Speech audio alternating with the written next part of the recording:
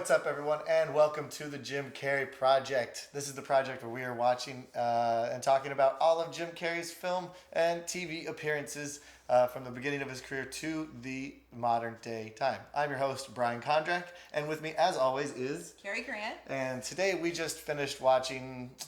It would be the sketches, including Jim Carrey, and some full episodes of In Living Color. The Living Color was started in the 1990s with Marlon and Sean and Damon Wayans, and had Kim Wayans, and had Jim Carrey and Kelly Caulfield.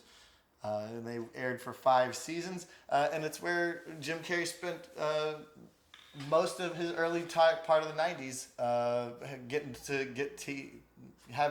I'm having a hard time speaking today. It was just so overwhelming to watch all of this. Yeah. It was, There's a lot going on. Yeah. So he spent the early part of the 90s as a part of In Living Color before he started to get a lot of film fame and know and see. But this is where we get a lot of his characters and a lot of the stuff that we know him for the beginning of his career. Yeah. So let's talk about it. First and foremost, the question I always ask is, what'd you think? I liked it. Yeah. I remember In Living Color and it was fun. Mm-hmm. I feel like I probably didn't get it from the very beginning.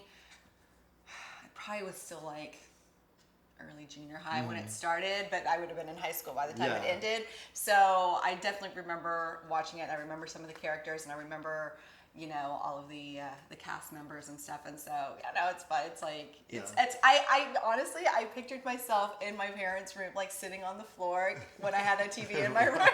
Like I could go back in time and I know exactly where I would have watched it, because I wouldn't have watched it in the living room with my parents, because they wouldn't have watched this one probably.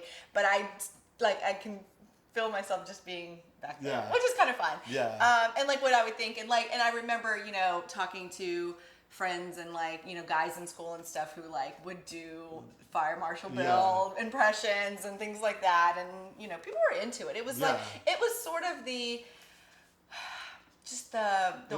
way the time was. It was a really good. It is a great, not just a really good, but it's just like a great comment on what the early '90s were. And this is so far different than the sketch comedy that Saturday Night Live was. Mm-hmm. If Mad TV was around at this point, I can't remember if they were aired in the '90s. I think they were the late '90s for Mad TV. Yeah. But it's just a whole very different take on the culture of. Take on black culture, which Saturday Night Live was not doing. Nope.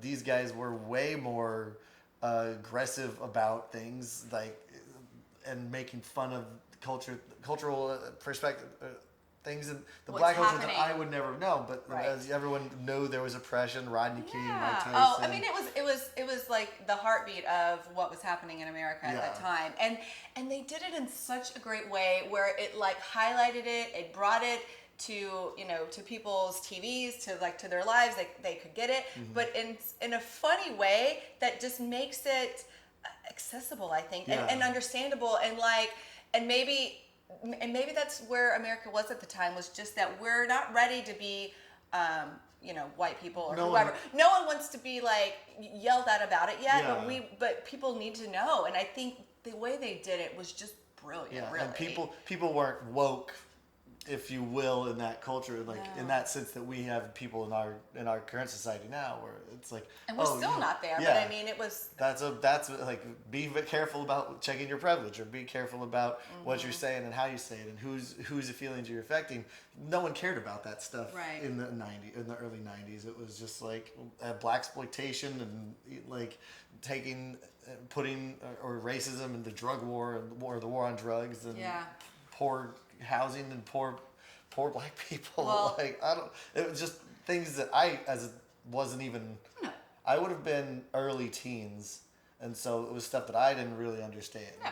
But Jim Carrey's characters were definitely things that I understood, and was as you said, people would do impressions, and I'd grab onto those. So. Yeah. Well, and I went to a school where, I went to a very small school where, you kind of did still know everybody, and so. I wouldn't say the races mix completely all the time, but they did. We'd all go to the same parties lots of times, and you would see the people you played sports with, and we were all kind of together. And so I think, in a way, it was, I probably should have paid attention more. I did not still realized it.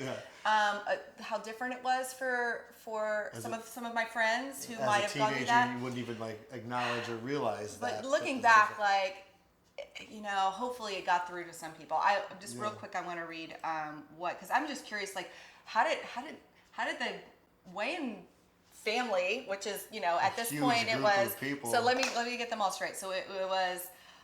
So Keenen Ivory Wayans, we'd say, I think basically definitely was the one who started it and ran it, sort of. But also there was Damon Wayans and then Kim Wayans, and then Marlon Wayans was in it a little bit. We did actually have, I don't think we've actually seen him in his episodes, but he was sort of one of the other ones. And Sean, who did the DJ and I started think showing he was up in the later ones. Yeah. So what it said was that so after Keenan's film, I'm Gonna Get You, Sucka. And then Hollywood it was a surprise hit. So Fox execs basically called him for a meeting and just gave him a blank check. Said, "What do you want to do?" Yeah. And he thought about it, and he decided he liked Saturday Night Live, but at that point Eddie Murphy had left, and so he said,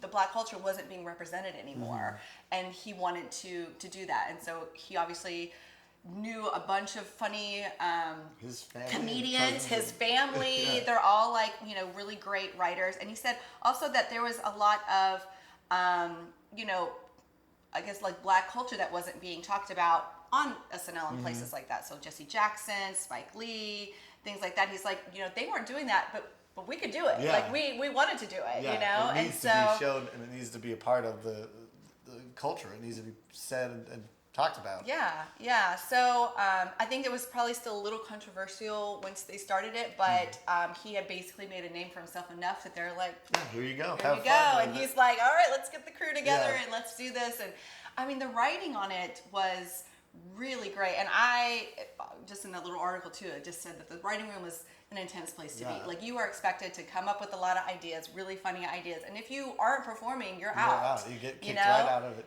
Yeah. It's real crazy looking at this right here on the Wikipedia. We're talking about, it wasn't black culture and the whole thing wasn't being presented out there. The way they were doing the blacks in the ghetto and how they were taking it from that perspective is because American taste regarding black comedy had been set in shows like The Cosby Show, right? Which the Sanford and Son, Cosby Show, all these things. It's a little more tasteful, but at the same time, not really getting to not some of authentic. the meat of what was going on at the time. Yeah. So let's talk a little bit about James Carrey. James Carrey. He's very proper. So he was just come off of the work with Earth Girls Are Easy in 1989, where he met Marlon Wayans. Yes. They were the two aliens, and we've talked about that episode. If you haven't seen it, go check it out. It's a good episode. It's a great movie. If you've never seen Earth Girls Are Easy, I'm sure that was his introduction to the Wayans family. Yeah, and Marlon actually is the one who suggested that Jim Carrey be brought in to come and read for it and come be a part of it. Yeah. This is also where a place where we get to see Jim Carrey take some of his stand-up and bits from his stand-up and really flesh them out in environments and in worlds that he couldn't do just on stage by himself talking into a microphone. We see the support. We see the ability for costuming and special effects and great shots and unique things, and it's he really shines as the white guy on In Living Color. He really was there was a white girl and there was a white guy, and that was who they it. were, and they needed it because a lot of their sketches, and I didn't really realize this at the time because I really kind of remember Fire Marshal Bill and some of those, but they were copying a lot of regular entertainment culture. Yeah. So the very first episode we saw was a show for the Love Connection. Yeah. So they need the host. Well, that's Chuck Woolery. Chuck Woolery. So they need the white guy host, and he actually plays a host, I think, in a couple of these. Multiple sketches that we looked at. He's the guy. He played Bob Saget. He played the host of he played Jerry Lewis and Johnny Carson. But it wasn't Johnny Carson. Alan Thicke playing hosting in for Johnny Carson, which was funny. That is a great reference where he decides to play Alan Thicke playing Johnny Carson. Yeah. Because we're both like, wait, wasn't he? They were in Copper Mountain together. They were in Copper Mountain together. So he knew Alan callback. Thicke, and Alan Thicke does have very much a... Would you call it a thick accent? Yeah. I should leave. Show's canceled. Go sit in the corner for a minute. Show's canceled. He has a hosting kind of thing. I don't know if he actually wasn't a host on anything or not, but he definitely has that hosting vibe. I think Alan Thicke was a host. He on probably was. a TV show. I always think of him from also the Doctor or Severs. Dr. Severs. Yeah. I mean, that's what I remember him from. But he definitely has that vibe, and so when he chose to be Alan Thicke, filling in for Johnny Carson made sense. But I mean, they definitely needed to be able to reference, entertainment culture. You have to have. Well, you don't have to. I guess you could have had an African American playing those things, but it makes it funnier to see the interactions. I think between what was really on TV for The Love Connection or Johnny Carson or things like that. Yeah, they were definitely hitting things that everyone was very familiar with. Yeah. That you couldn't necessarily put like a Johnny Carson character in this situation. I don't think you could do the black person in the Johnny Carson character because that show didn't really exist. They did something we skipped over for just so that we could watch the Jim Carrey episodes and parts. We did skip over the Arsenio Hall spoofs and stuff, so they had those different things as well. Yeah. But since this is the Jim Carrey project, we're talking about some of his characters, on those, which is real fun because he's in the first sketch of the first show, and he comes out strong, and he comes out Jim Carrey, very funny. Very authentic, very silly, but not overly over the top yet. Yeah. And then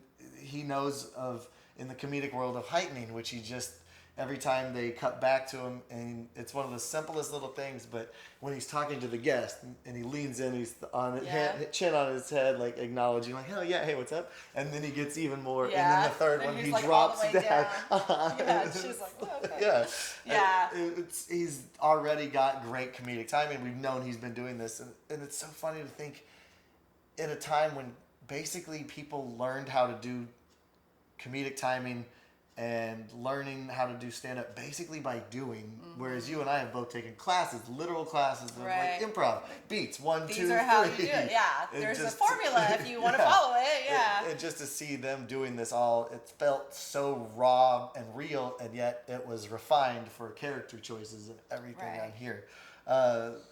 I'm sure there was some improv classes in the 90s too. Yeah, there had to be. I mean, it was the 70s. It was the beginnings of improv and the whole improv. But you're right. Probably not as many people went to improv class and learned this. They just got it, And Jim Carrey and I think probably the whole Wayans family and everyone else is on it, and David Allen Greer, they just get it, you know. It's probably not even that difficult for them. But no, it's just part of their comedic brain. Like, well, and also when we were looking at the writers, and there was definitely the Wayans. There was several of them that were writers, but not all of them. And they had a really long list of writers, and most of them were not on the show. Although what I was saying is I'm sure Jim Carrey, and this is what I think he still does, says, hey, I can do this face, or hey, I can do this, and then they're like, okay, what can we do with that? So I'm sure there was some part of the creative process in that, and even or come up with an idea for a character or something, but then maybe they get together and they write it together as a room of writers. Yeah, and there's a guy there are very many episodes of things I've been trying to find of when SNL always has people that break and laugh in the sketch. There are pre-filmed sketches for In Living Color that Jim Carrey definitely goes off the rails, or Marlon Wayans goes off. Any of them go off the rails, and you can tell it's part of the creative process. Which it's writing it in a room. Everything that's written on the room never gets translated to film or TV exactly as it was, because there's so many creative things going on. Not if you're good, not if you're funny. Yeah, not if you can embody that character. Yeah. One thing that I think was real funny, going back to our first scene, Jim Carrey starts with the "Alrighty then," which for some reason, because I know that Ace Ventura is coming around the corner, there's all these little moments from Ace Ventura, Ace Ventura, Ace Ventura, and it feels like him to you. You can feel and see where he's going to start taking that and bring it into the next episode, which I cannot wait to watch and talk about, because it's like, bam, we're now in the year of Jim. Yeah, totally. So we're when he took off for sure, and that's why it was interesting too. Like it kind of looks like so I was surprised he was on all 5 seasons. Mm-hmm. But he stuck around from he was filming during that time too. So as he's staying with them till the very end, till they stop, like he's starting to become like a big movie star in the middle. But my guess is he still really enjoyed doing it, as long as he could get in there and do it and still do his other bigger projects. And Ace Ventura doesn't happen until 1994, so he films that between 92 and 93. So he was on in living color 2 years. Not besides doing High Strung and then doing Time on Mabel, but he was on in living color for 2 years before anything really happened with film and television. Other things besides in living color, where he wanted to get into the 1994, which is what I'm going to be referring to, the year of Jim, because that's exactly what it was. And The Mask and Dumb and Dumber. Yeah, and then Batman Forever right after that. So there's a lot that happens in the next, like the tail end of In Living Color to the year of Jim. But In Living Color went to 95. 95, yeah. So I mean, he was. Yeah. He's a busy boy. He was very busy, but I love that he stayed with them. Yeah, I mean, even when he becomes famous, and there was no reason for him to leave. I think he would have kept doing it for a little bit longer had it kept going as a show. Well, I think but because of the show got canceled, there was creative control issues and things like that with Fox versus the Wayans brothers. Is that what happened? Yeah, Fox, they were a lot less, what I was reading is that there were a lot less freedoms given. The content changed more from being topical when it came to like oppression and discrimination and racism, and it became a lot more crude and a lot more just a little rougher around the edges before they finally were like, no, we've got to put the kibosh on that one. But I mean, I think In Living Color was a big enough hit, and I was even reading today that like people found the first episode. Yeah. It was a hit from the first episode. It didn't take a while for like word of mouth people find it. Did you see it? Did you check people out like were ready for it, saw it right away. So they were like stars within their own right without being in the movies from that anyway. Like you're already a big star. You're probably accessing more people even through TV than you would even in movies. Not everybody goes to movies, but most people had Fox. I mean, that was one of the basic channels. We didn't even have cable at that time, so that's why I saw ABC, it. NBC. We didn't get cable till like I went into college, so like I wouldn't have even known, what MTV Real World was then. But I had Fox because it was free. Everyone had Fox. So. And that was the Simpsons were on Fox. Yeah, so everyone just watched those then. Like your audience is way bigger, I think, during that time.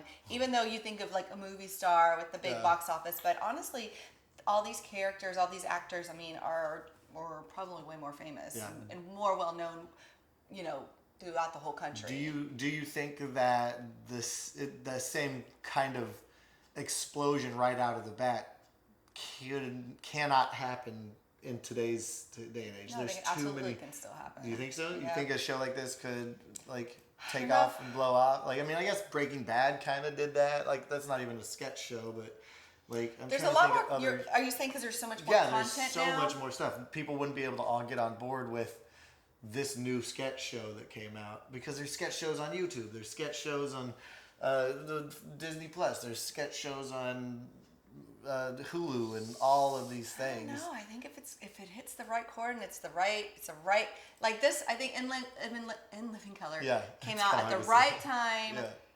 The audience was ready for it.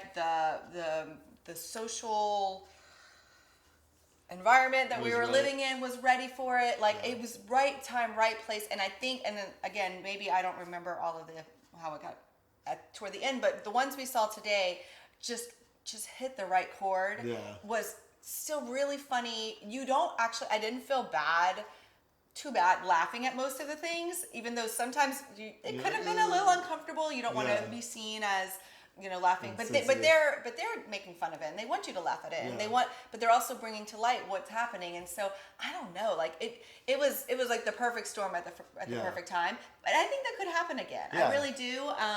I think especially like what's going on in our world today, there's a lot of stress and uncertainty and with everything, politics and health and everything. And like if you can get to people and make them laugh and make them feel better and make them feel like they're all in it together, I think it could happen again. But you're right, it would be hard, because we do have so much content we can see. Let's talk about something real fast that I think is interesting. Season 1, 1990. You've got references and situations happening in the 1990s that could still be considered very relevant or cultural references now. One of the episodes we watched, of course, first episode, the dating show. At the end of the dating show, you had 3 options, and it was Mike Tyson, a second guy that I couldn't JFK. think of. Oh, was it JFK Jr.? Yep. And then it was Donald Trump. And I was like, what is wrong with all these things? And they picked Mike Tyson. Well, and the idea was that she was a gold digger. Yeah. And like the only reason, and it was Robin Givens. They used the real names, Robin Givens and Mike Tyson. And and I didn't know this. They said she went to Harvard Law. I don't know if that's true or not, but that's interesting. Yeah, it is. But yeah, I mean, she took him and wanted to buy jewelry on their first date, and then she's, well, do you want to go to second date? Well, let's go to the first store. And so I think the reference for JFK Jr. and Donald Trump is just because they're known as the wealthy. Well, JFK Jr. is more than that, but like the wealthy people, and so I think that kind of was why that was in. But it's so funny that now President Donald Trump has been around a long time, hasn't he? Yes. And then we've got some of the other stuff, the Lassie of the 90s, where it's the pit bull, everyone's running away from the pit bull. There's still this negative stigma from all these things happening in the 90s and stuff with pit bulls attacking people, but it's like that's how they're trained. They're lovable, caring dogs, and they're sweet if they're trained well. But the media everyone is scared of pit bulls. Is that, I don't know. I don't know much about dogs. Yeah, pit bulls are traditionally sweet? No, they're babysitting dogs. Like they're guard dogs. That's why people train them to be aggressive and as guard dogs, so they're big and strong. But like my friends have a pit bull that's like super sweet and the nicest dog in the world. Yeah. My dog was meaner to your kids today than that dog probably ever would be. Like I don't know. You never know what they've been through. Yeah. The Exxon Valdez. Oh, that was funny. Sketch where it's like he's the captain of the oil tanker in that crash, and he burns his house down at the end because like that's how he deals with problems. Yeah. I thought that one was really funny. Bob Jackson, the karate instructor. Jerry Lewis. I wanted to talk about that one. Jim Carrey performed on one of the Jerry Lewis telethons, like in the late 80s. Oh, late 80s. Like early 90s. Yeah. So the fact that he was playing Jerry Lewis for Jerry's Kids, JHERI. Like that's the one where you're like, that's funny, like when you feel a little bad laughing, but it was funny. Oh my gosh, I mean, so it was about the Jerry curl and how too many people were doing the Jerry curl, and how are we going to help them get out of the Jerry curl? Yeah, it's like it's the problem, the situation. The situation with it. The guy at the end, he was like, "I'm gonna go get a flat top this week." Right? Yeah, we've saved him. It's so funny. I'm funny. trying to see if I can find Jim Carrey, Jerry Lewis telethon. Yeah, he did a really good Jerry Lewis. Jerry Lewis is. He's so all over the place. He's so serious, and then he's so just like loud and like "I lady" kind of thing. Yeah, he really did good at like getting both of those points up. He's great on the impressions. Like we see his range. Did Ted Turner, Alan Thicke, Jerry Lewis. The colorized classics. It's just replacing all of the Humphrey Bogart. It was Casablanca. Billy D. Williams. Yeah, that was funny. The piano player was the blind guy. What's his name? Why can I not think of his name? You know who I'm talking about. I do now. You're making me forget I don't forget it was. Not Jamie. Well, I don't know what I'm talking about anymore. Oh well. And Parnell, some characters in season 1, they are recurring characters throughout later. But Parnell and Edna, I thought that was really funny. I actually didn't remember those as well, but he's like the smart, dorky kid, and then she's like, make a mess of it. Ugh. But he's kind of smart. Like he knew about things, and like she basically manipulates him and torments him. I thought that was really funny. It's almost annoying to watch. Like I wouldn't want to watch like 10 sketches in a row. Nope, not of that but like one or two is really funny. What else do we got? French Waiter. Vera DeMilo. Oh, Vera DeMilo. You knew when we were starting to watch that episode that I forgot about it. Then I saw it coming, and I was like, I remember her. There's so many of these characters in season 1 that I'm just like, yeah, this is Ace Ventura. This is like where all of his characters come into one movie. Like, I cannot wait to watch it, but it's just like, why am I'm so distracted by it. Fire Marshal Bill. I don't think we even got to some of his more iconic ones in season 1. He does a lot of the background guy. Stevie Wonder, there it is. Got it, Stevie Wonder. Philly Wonder, Stevie Wonder. We got it. We figured it out. Yeah, that was the piano player we can remember that they put in Casablanca. Yeah, we got it. So, there's so much stuff that like it's just. So what did I write down? I wrote down that he was also the host for America. We didn't watch that one, but America's Funniest Videos. Bob Saget's version. Oh, that's right. It was supposed to be playing Bob Saget, and it's America's Funniest security camera videos. So we skipped on that one. We skipped a lot of stuff. I mean, he basically was the white guy for spoofs. Yeah. For any spoof of like something that was on TV or something that happened in real life. White rappers, Vanilla Ice and Informer are two bits that he plays. He does a whole thing of Vanilla Ice dancing around. I remember watching that episode and just being like, this is crazy. It's something we'll have to watch later. Yeah. We still have a lot more options to come back, and we could do season 2, like season 3, season 4. Like, we'll come back and see what season 5 is like after a couple episodes of like Ace Ventura or something in the 90s, and see, like, what was he working on? Where was he? I don't know. I mean, I know we kind of went back and forth on whether we're going to watch an in living cover because it's messy because there's so many seasons and so many episodes. Yeah. So like, where do we even start? But I'm glad we did this, and I'm really glad to like be reintroduced to it. Like, I almost kind of want to go back and watch some of the episodes because I really I just feel like it was.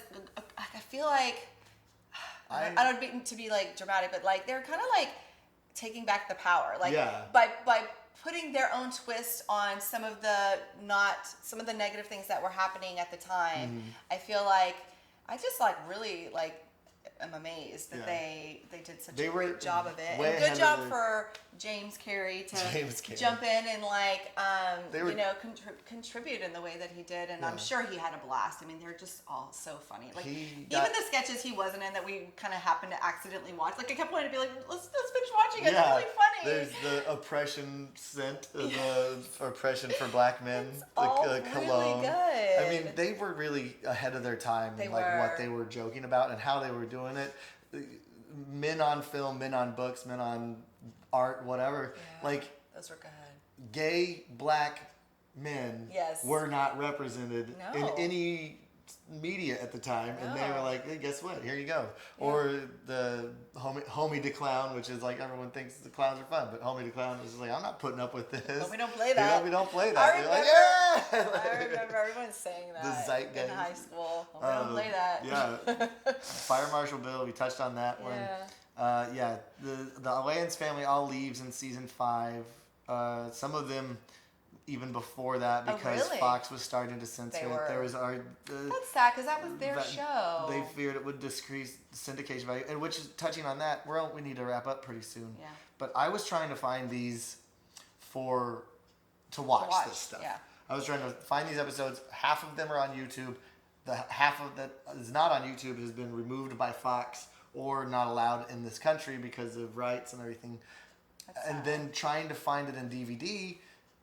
Even Amazon doesn't necessarily keep it in stock. So, like, to find a copy of this stuff, like, I have to go to a half-price book, so I have to find somebody who happened to have it when it was released originally in order to find it. Because even streaming, it's on a weird streaming service that I've never heard of. Yeah. And I'm like, where do I even...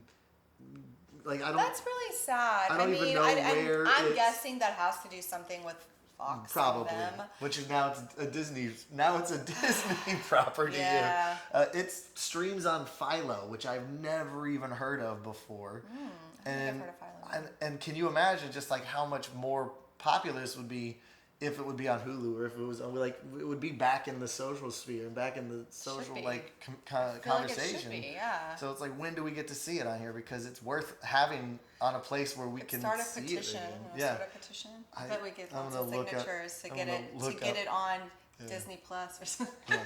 So, Philo has Philo with a PH. AMC, Comedy Central, Food Networks, VH1. What company is this that owns this? Is it? I guess it's AMC's streaming service. I don't know. Totally. I mean, this could totally play on some of these Comedy Centrals or whatever.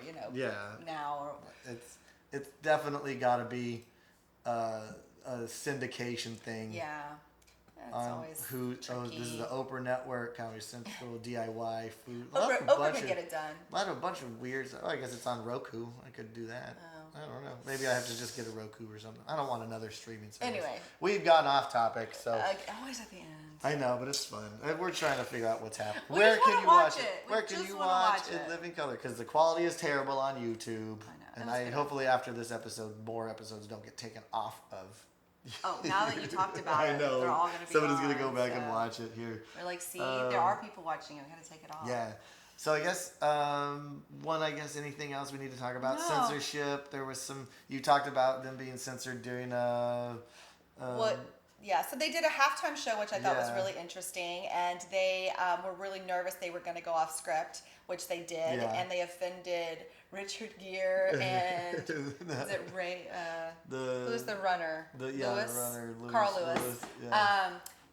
But they said that like the people who were supposed to push the button to censor them were laughing so hard they forgot to push it, and so it was their fault. But there was no lawsuits. I think there was a couple. Those two guys were probably a little upset, but you know, no one sued anybody else. And then also it kind of talked about that they had lots of. I mean, they had a huge writing room. They had lots of ideas, and that. Obviously, they all didn't get on the air, and that was it was the network's idea of like, well, no, we can't go that far. We can't go that far, which I think that's probably true of any kind of sketch writing.